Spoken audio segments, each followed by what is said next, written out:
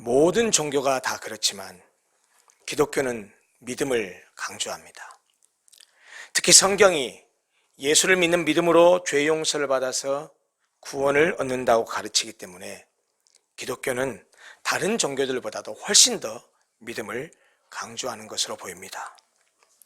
그런데 한국교회는 그동안 그 믿음을 가르치면서 따지지 말고 덮어놓고 믿으라는 식으로 믿음의 중요성을 강조하다 보니 믿음에 대한, 성경이 말하고 있는 온전한 믿음에 대한 적지 않은 오해와 더불어서 참된 믿음이 무엇인지에 대해서 성경적 진리가 훼손되고 무시된 점이 적지 않은 것 같습니다.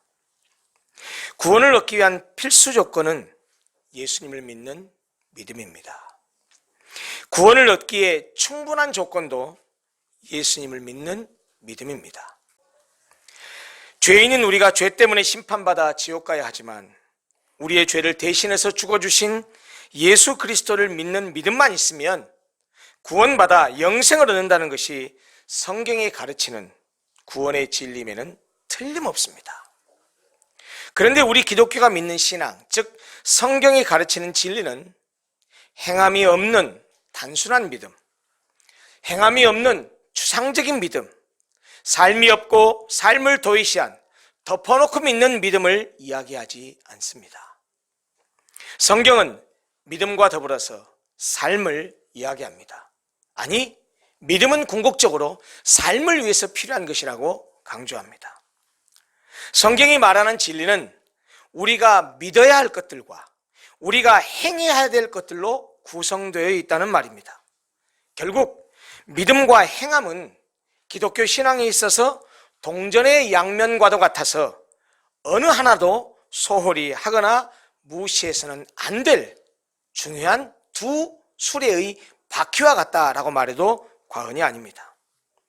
그래서 바울이 쓴 서신서를 보면 대부분 앞부분에서는 우리가 믿어야 할 복음의 진리를 설명하고 후반부에서는 우리가 믿는 진리를 어떻게 살아내야 하는지에 관한 실천적인 내용을 다루고 있습니다. 우리가 읽은 로마서 12장 1절 2절 이 본문을 함축하고 있는 로마서 전체도 마찬가지입니다. 로마서는 전체 16장으로 이루어져 있는데 1장부터 11장까지와 12장부터 16장까지로 두 부분으로 나눌 수 있습니다. 11장까지에서는 우리가 믿어야 될 복음의 진리를 논리적으로 소개하고 설명하고 있습니다. 그리고 12장부터 마지막 16장까지에서는 그 진리를 믿는 우리가 어떻게 살아야 하는지에 대한 실천적인 삶의 원리를 제시해주고 있다는 말입니다. 그런데 전통적으로 한국교회가 예수는 믿기만 하면 구원받는다라고 얘기하면서 바로 이 앞부분만 얘기를 하다 보니까 뒷부분에 얘기하고 있는 그 믿는 사람들이 어떻게 살아야 되는지를 간과하고 있고 얘기하지 않아서 그저 교회는 열심히 다니고 입만 열면 예수를 얘기를 하지만 전혀 예수 믿는 사람다운 삶이 없어서 손가락질을 받고 욕을 먹고 있는 것이 오늘날 한국교회 현실이 되어버렸습니다. 오늘 우리가 함께 읽은 본문 12장 1, 2절은 로마서의 후반부를 시작하는 구절입니다. 근데 그 첫 단어가 무엇이죠? 그러므로 라는 단어입니다. 여러분도 잘 알다시피 그러므로라는 이 말은 원인과 결과의 추론적인 관계를 나타내는 접속사입니다. 그러므로 앞에 있는 말이 원인이고 그러므로 뒤에 있는 말이 결과입니다.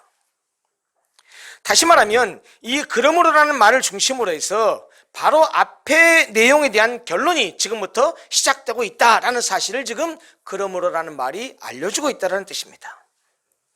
본문은 11장까지 말한 복음 진리를 우리가 믿기 때문에 그 믿음을 가진 우리 그리스도인들이 행해야 될 실천적인 삶의 원리를 이야기하는 서두 부분이라는 말입니다.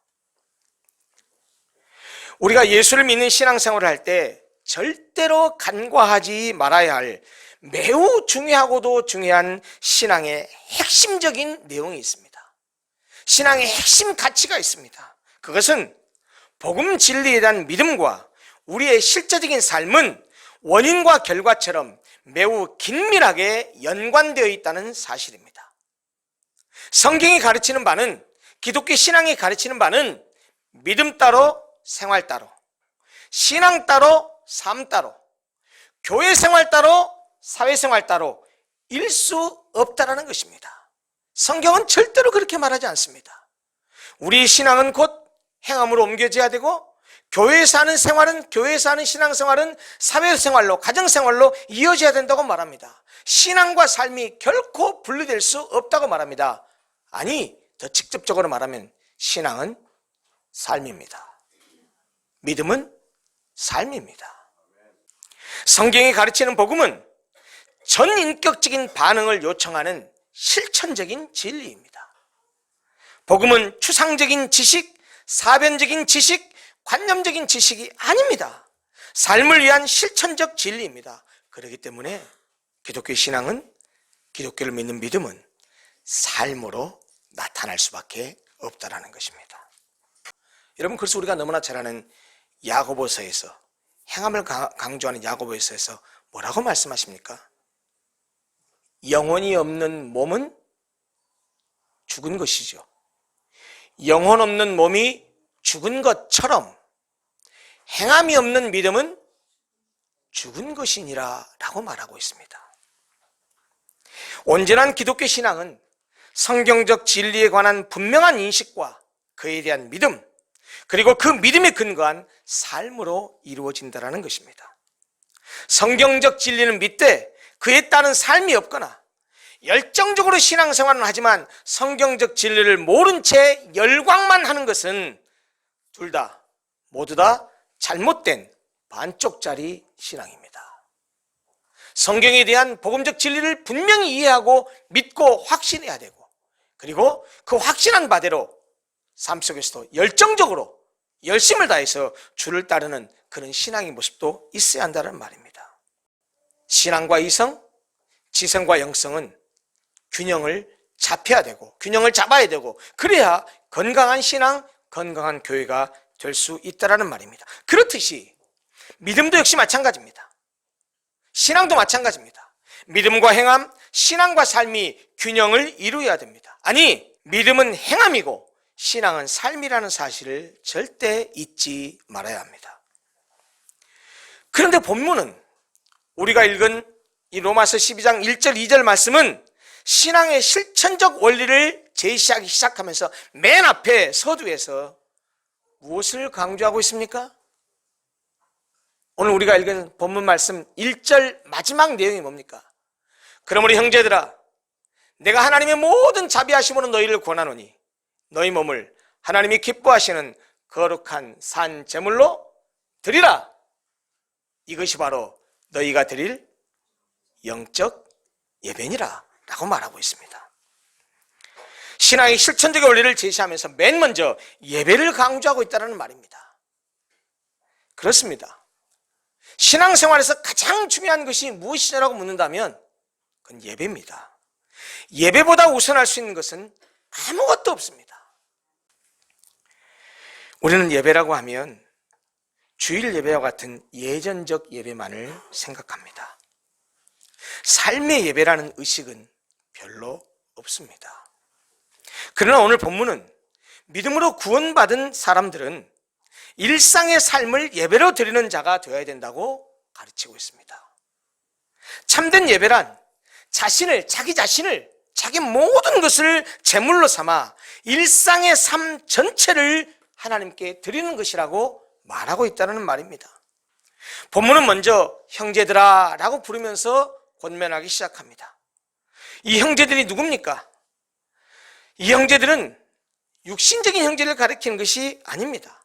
혈연적인 형제를 말하는 것이 아닙니다. 예수를 믿는 믿음 안에서 하나가 된 믿음의 형제를 가리킵니다. 다시 말해서 예수 그리스도의 복음을 믿는 모든 사람들, 여러분과 저에게 지금 형제들아 라고 부르면서 바울 사도가 우리에게 권면하고 있는 말씀입니다. 바울은 먼저 믿음을 가져서 한 형제가 된 하나님의 사람들을 향해서 복음에 근거한 실천적인 삶을 하나님의 자비에 근거해서 권면합니다. 그러므로 형제들아, 내가 하나님의 모든 자비하심으로 너희를 권하노니 이렇게 말합니다. 하나님의 자비하심으로 권한다고 말합니다. 그 하나님의 자비하심이 무엇입니까? 무엇이 하나님의 자비입니까?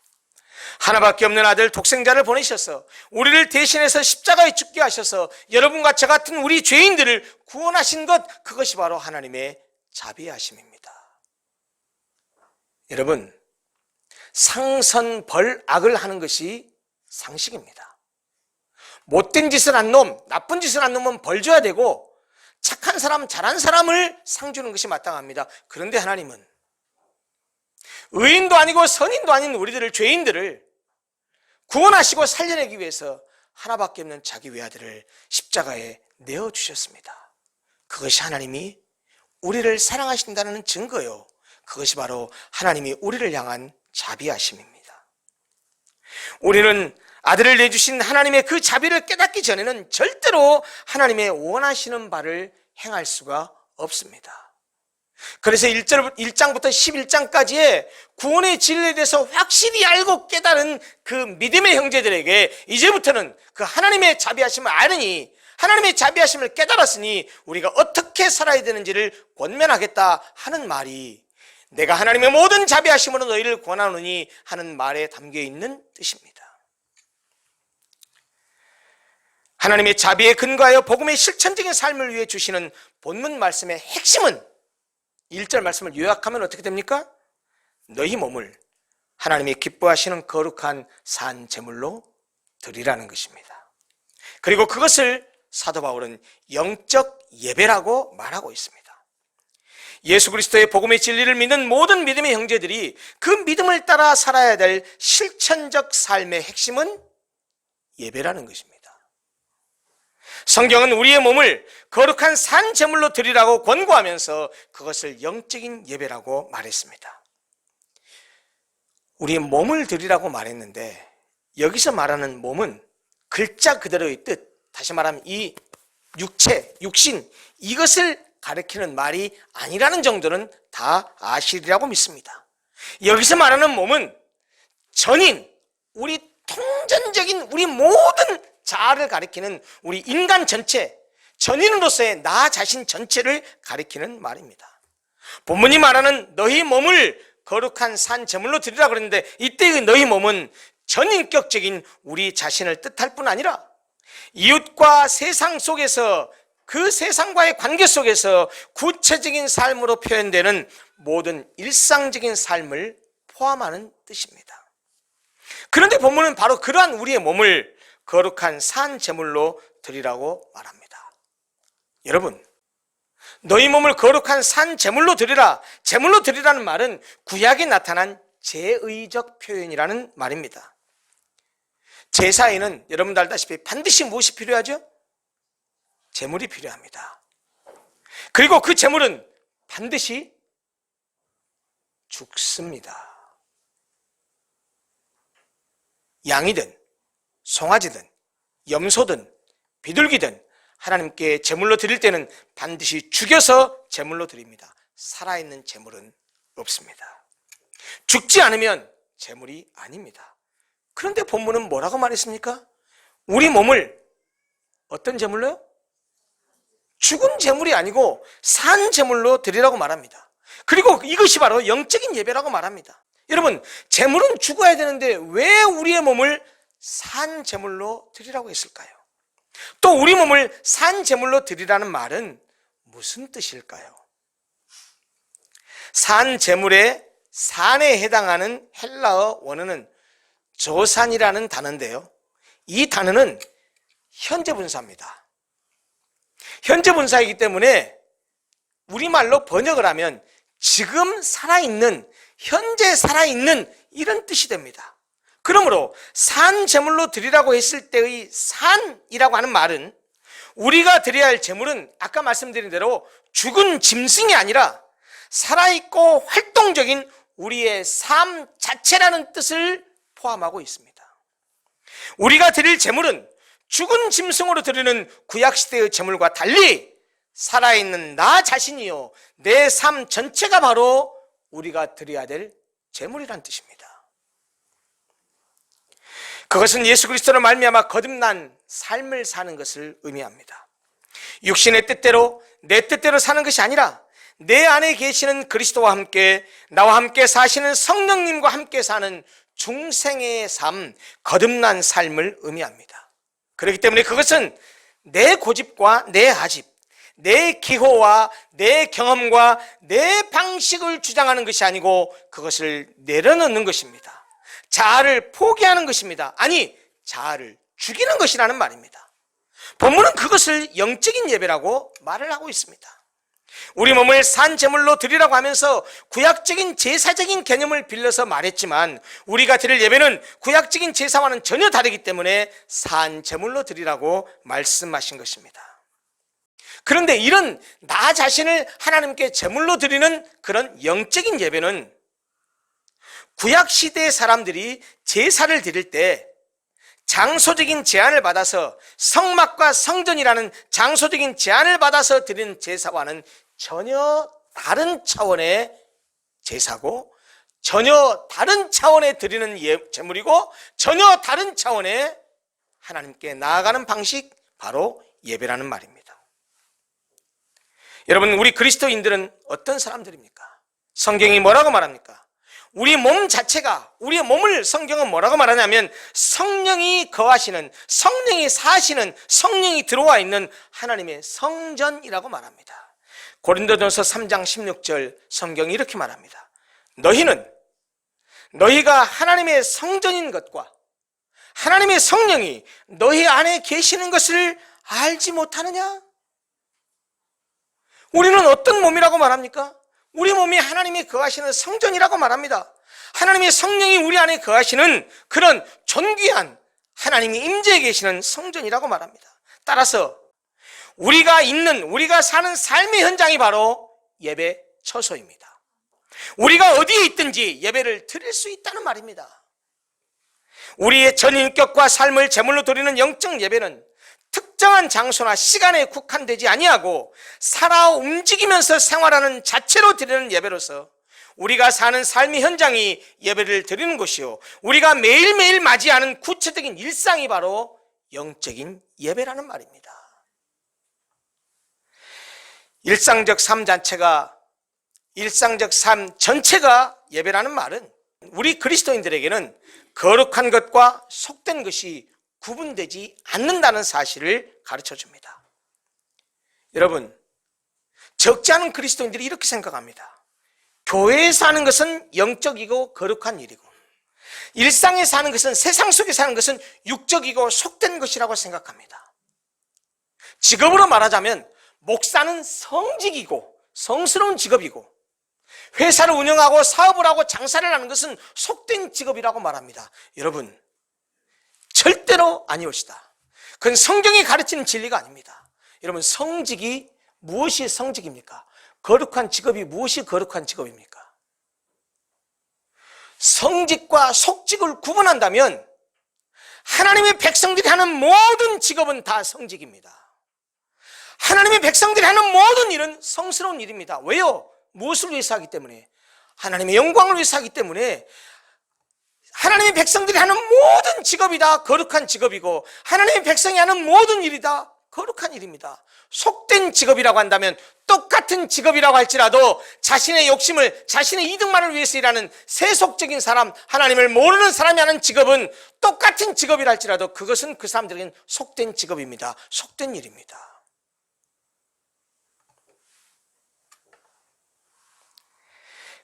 아까 말씀드린 대로 교회에 사는 것은 영적이고 거룩한 것이지만 일상에 사는 것은 육적이고 속된 것이라고 생각하지 마십시오. 그것이 아닙니다. 여러분, 그렇게 생각하기 때문에 교회에서는 거룩한 척하지만 일상으로 돌아가면 세상 사람과 똑같이 사는 것입니다. 우리가 드릴 영적 예배는 구체적인 일상의 삶 자체가 예배라는 사실을 잊어서는 안 됩니다. 그러기에 우리 그리스도인들은 일상의 삶이 곧 예배라는 의식 속에서 매 순간을 거룩하게 살아야 됩니다. 예배당에서, 교회에서 거룩하게 사는 것처럼 세상 속에서도 똑같이 그렇게 살아야 됩니다. 그래서 본문도 우리의 몸으로 드리는 예배가 하나님을 기쁘시게 해야 되고 거룩해야 된다고 말하고 있는 것입니다. 가정에서 어머니, 아버지, 자녀들을 대하는 것이 예배입니다. 매일 출근해서 직장 동료와 함께 일하는 것이 예배입니다. 매장에서 가게에 나가서 손님을 맞아서 물건을 파는 것이 예배입니다. 사업을 하면서 만나는 모든 사람을 대하는 것이 예배입니다. 식당에 가서 음식을 먹는 것이 예배고요. 친구를 만나 함께 어울리는 것이 예배라는 말입니다. 늘 되풀이되는 일상의 소소한 행위가 모두 다 예배라는 사실을 잊지 마십시오. 이 말을 오해하면 이렇게 받아들일 수 있습니다. 아, 그러면 주일날 예배 안 드려도 되네요? 그냥 일상에서 그렇게 예배드리는 삶을 살면 굳이 뭐 주일날 예배 올 것이 뭐 있고 수요 예배, 금요 예배, 새벽 예배 올 필요가 뭐가 있습니까? 라고 생각할지 모릅니다. 실제로 삶이 곧 예배의 현장이다 라고 하는 이 성경의 가르침을 잘못 이해하고 잘못 적용해서 주일과 수요일, 금요일 그리고 새벽마다 모여서 드리는 예배를 부정하거나 그것을 우습게 여기는 사람들이 있습니다. 예배는 삶 속에서 드리는 것이지 그렇게 일주일에 몇 번씩 교회에 갈 필요가 있냐면서 예전적이고 공동체적인 예배를 부정하거나 우습게 여기는 사람들이 많다는 얘기입니다. 그러나 여러분, 그렇게 말하는 사람들은 모이기를 힘쓰지 않는 자신의 신앙적 행위를, 자신의 그 좋지 못한 신앙적인 그 행태를 정당화하기 위해서 비성경적이고 비신앙적인 억지를 주장하는 것에 불과합니다. 여러분, 구별된 시간과 구별된 장소에서 하나님께 예배를 드리는 것은 매우 중요합니다. 성경도 기독교 역사도 한 번도 구별된 시간과 구별된 장소에서 예배를 드리는 것을 폐한 적도 없고 부정한 적도 없습니다. 오히려 성경은 모이기에 힘쓰라고 권면합니다. 히브리서 10장 25절입니다. 모이기를 폐하는 어떤 사람들의 습관과 같이 하지 말고 오직 권하여 그날이 가까움을 볼수록 더욱 그리하자. 더욱 어쩌자고요? 더욱 모이기에 힘쓰자는 얘기입니다. 우리는 이렇게 특정한 장소와 시간에 드리는 형식을 갖춘 예배를 보통 예전적 예배라고 말합니다.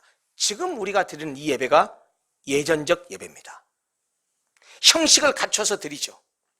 예전적 예배는 지금 로마서 12장 1절이 말하고 있는 이 삶의 예배를 위해서 반드시 필요하고 삶의 예배를 위해서 강조되어야 될 예배입니다. 예전적 예배를 통해서 삶의 예배를 드릴 수 있는 영적인 능력과 힘을 공급받기 때문입니다. 여러분, 예전적 예배를 소홀히 하는 사람이 삶의 예배에 성공하는 사람을 보셨습니까?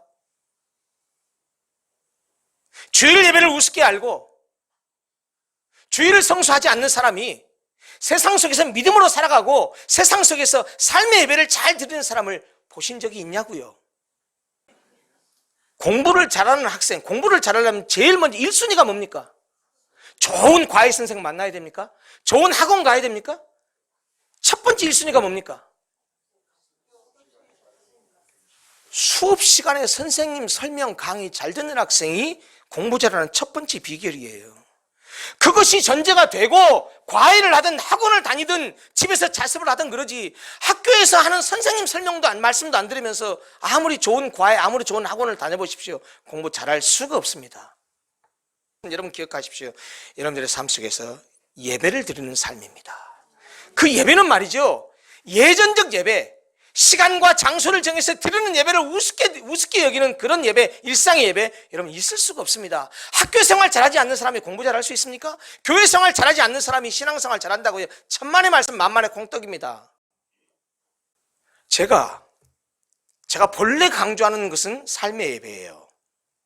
근데 삶의 예배를 제대로 드리려면 어떻게 해야 된다고요? 예전적 예배를 이걸 중시하지 않는 삶의 예배를 절대로 성공할 수 없습니다. 여러분, 주일 예배를 드리지 않는 사람이 일주일 동안 살아가면서 세상 속에서 믿음으로 살아갈까요? 그래요. 제가 수요일, 금요일, 수요 성경 공부, 금요 기도회, 새벽 기도를 강조하지 않습니다. 이유가 뭔지 아세요? 그거 나오지 말란 말이 아니에요. 일상의 삶이 바쁘고 장사를 하고 사업을 하고 일을 하는데 그거 팽개쳐놓고 수요일날 나오고 그거 팽개쳐놓고 금요일날 기도하라, 저 그런 말 하는 게 아니에요. 자기 일상의 삶에서 열심히 살아야 돼요. 그러나 여러분, 바쁠수록 돌아가랬다고. 바쁠수록 돌아가랬다고. 그렇게 바쁘고 분주할수록 내 일이, 내가 큰 사업을 하고 내가 큰 가게를 운영을 하고 내가 내가 이런 큰 미래를 위해서 준비하고 있으니 그럴수록 어떻게 해야 돼요? 그럴수록 더 기도해야 되는 거 아니에요? 그럴수록 더 하나님께 매달리고 그럴수록 하나님께 더 가까이 가는 거 아니에요? 그럴수록 예배에 참여하고 그럴수록 말씀을 붙들고 그래야 되는 거 아닙니까? 정말 여러분들에게 간곡하게 부탁드리고 싶습니다. 모이기에 힘쓰십시오. 약속을 잡더라도 수요일날 성경 공부하는 시간, 금요일날 기도해야 하는 시간은 좀 피해서 잡으십시오. 그리고 아무리 바쁘고 분망해도 모여서 함께 기도합시다. 그리고 모여서 함께 하나님 말씀 좀 공부합시다. 여러분, 그래야 세상 속에 나가서 하나님 말씀대로 살 거 아닙니까? 여러분, 교회는 사교 집단이 아닙니다. 교회는 친목단체가 아닙니다. 모이는 걸 우습게 여기고 예배를 우습게 여기고 성경 공부를 우습게 여기면서 교제하러 왔다고 한다면 죄송합니다. 다른 교회 가십시오. 다른 종교를 믿으십시오. 성경은, 기독교는 그렇게 말하지 않습니다. 교회는 사교 집단이 아닙니다.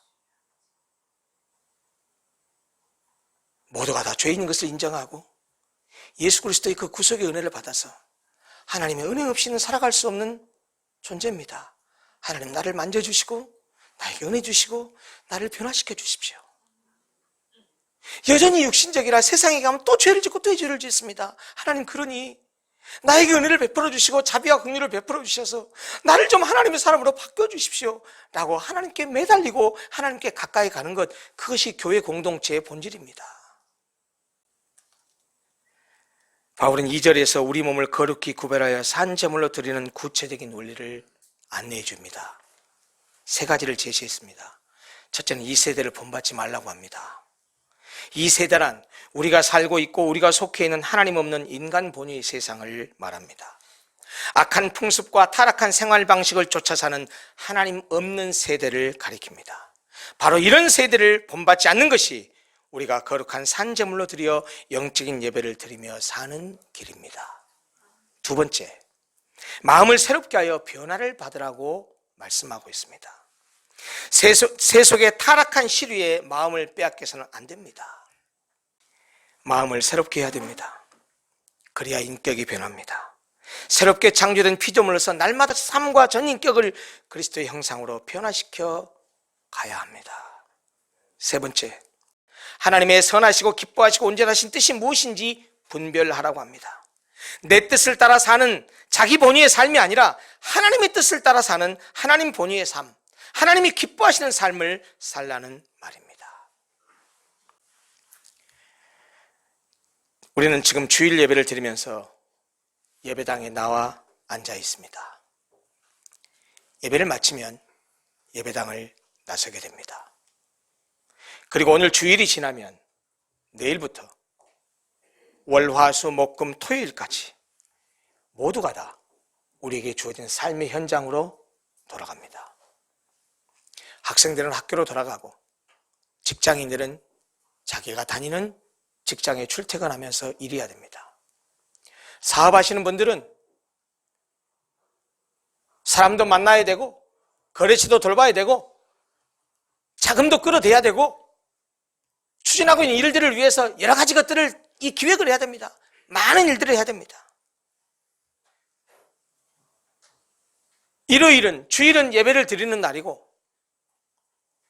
평일은, 다른 날은 하나님 없이, 주일 예배 없이 그냥 내 마음대로 사는 날입니까? 아니라는 거예요. 성경은 그렇게 말하지 않는다는 거예요. 주일날 예배당에서 드리는 예전적 예배가 끝났다고 해서 예배가 끝난 것이 아닙니다.